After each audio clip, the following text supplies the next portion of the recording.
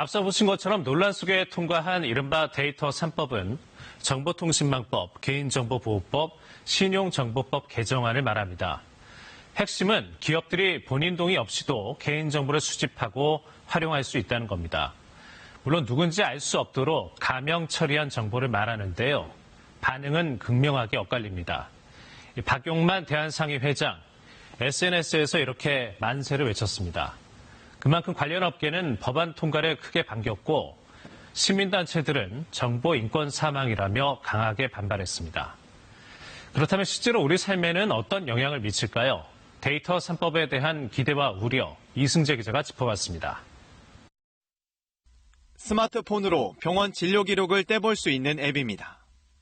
앱 제조사가 지금까지 확보한 고객은 1000명 수준.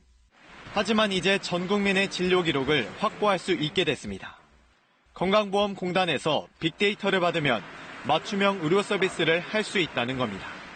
어떤 가명 정보 이런 것들을 결합을 한 그런 빅데이터로부터 이 환자가 어떻게 하는 게 낫겠다 이런 거를 예측을 하는 모델을 만들어낼 수가 있거든요. 특히 빅데이터가 꼭 필요한 인공지능, AI 분야는 날개를 달았습니다. 하지만 개인정보 도둑법이라며 반발하는 목소리도 귀 기울 필요가 있습니다.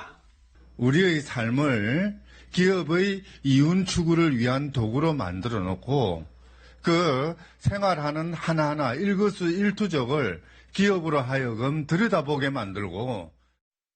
어떤 우려가 있을까? 하나 예를 들어볼까요? 여기 50대 남성, 당뇨에 고혈압까지 있습니다. 건강 좀 챙겨보려고 이런저런 검진 결과를 건강관리 서비스에 제공했는데요. 당장을 좋을 법합니다. 이런 정보들이 금융기관에도 넘어갈 수 있는데 보험사가 이 남성의 건강 상태를 보고 보험료를 올릴지도 모르고요. 은행이라면 대출도 거절할 수 있지 않을까요? 포털과 신용카드사 그리고 통신사와 병원들이 갖고 있는 이런 민감한 개인 정보들로 기업들이 돈벌이에 나선다면 돈이 안 될 것 같은 사람들은 외면받을 거란 주장이 나오는 이유입니다. 정부는 지나친 우려라는 입장입니다. 과기부는 법안 통과 직후 낸 보도자료에서 개인정보 보호 수준을 가장 안전하다는 유럽 수준으로 마련하겠다고 밝혔습니다. 홍남기 부총리까지 나서서 하위 법령안 등 정책적 지원을 아끼지 않겠다며 힘을 실었습니다. 하지만 시민단체들은 헌법 소원도 내겠다는 입장이어서 법 시행 전까지 더 많은 논의가 필요해 보입니다. KBS 뉴스 이승재입니다.